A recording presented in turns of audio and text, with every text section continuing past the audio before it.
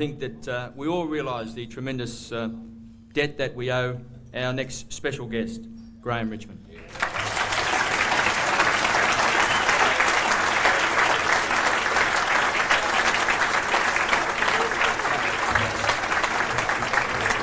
But truly it is a great pleasure to be here this evening, to be with Richmond people. Look, I don't think there could be any better reward in your life than to be a part of something that has been the biggest part of my life.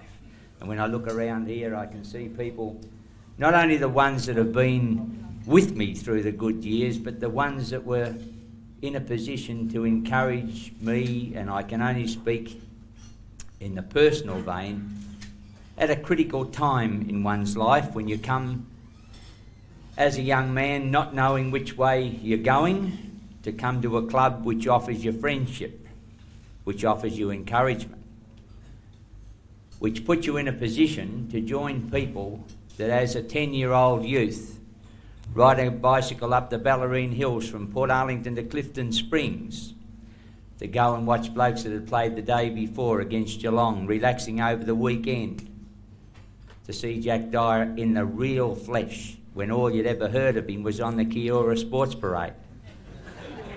Because you must realise that at those stages, communications were very, very limited. That, oh, what a job Hector Lacey did on Jack Dyer. Captain Blood.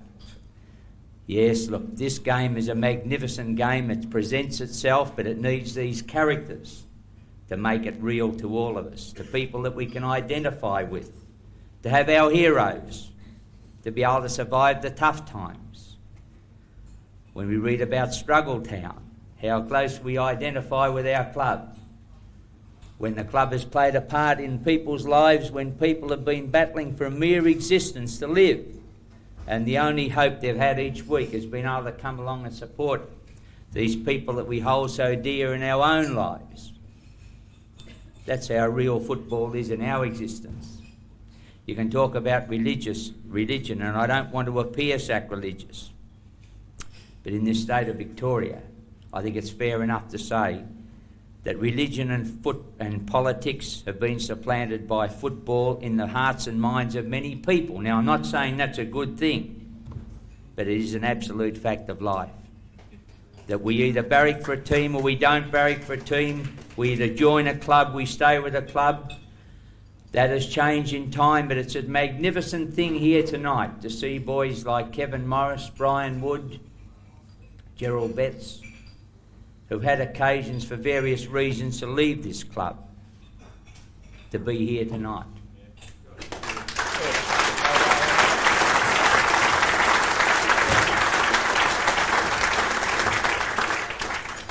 God, when I look at Mel Brown, people can't understand why I love him. He almost got me locked up.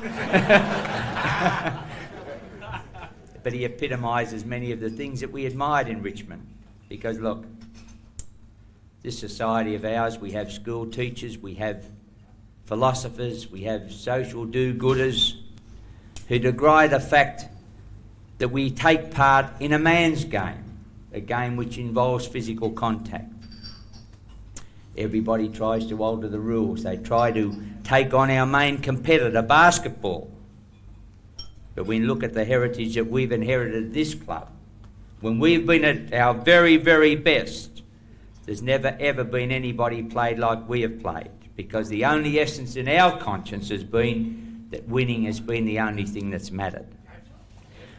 I suppose when I look through the book there, the only photo that I really am proud of, and when I can look back at it, it had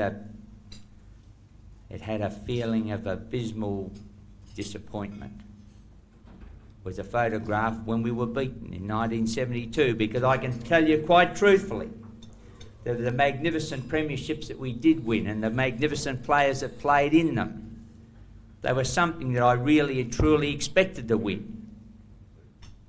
But the memories that I have that hold the deepest, bitterest cut into me are the ones that we lost in 72 and 82, because we had sides that were good enough and we blew it. And somehow or other, losing at Richmond was a philosophy that we never had any part of. And I think that this isn't a bad thing. I think if young men are bred to believe that winning look, in your lives you participate and you take part and you compete in everything that's worthwhile in your existence. And I can't see anything wrong with wanting to give it your very best shot. And when you put yourself and your soul and your body and your commitment on the line in front of 105,000 people or 110,000 people, then it must naturally follow that when you fail, any true man must feel the anguish and feel it deeply. And with this club, the heritage that we've got from some of the people that have been mentioned before here is the fact that we really have been competitors. That in our low times, and look, we've had our low times, but I don't think anybody can really appreciate success without experiencing low times.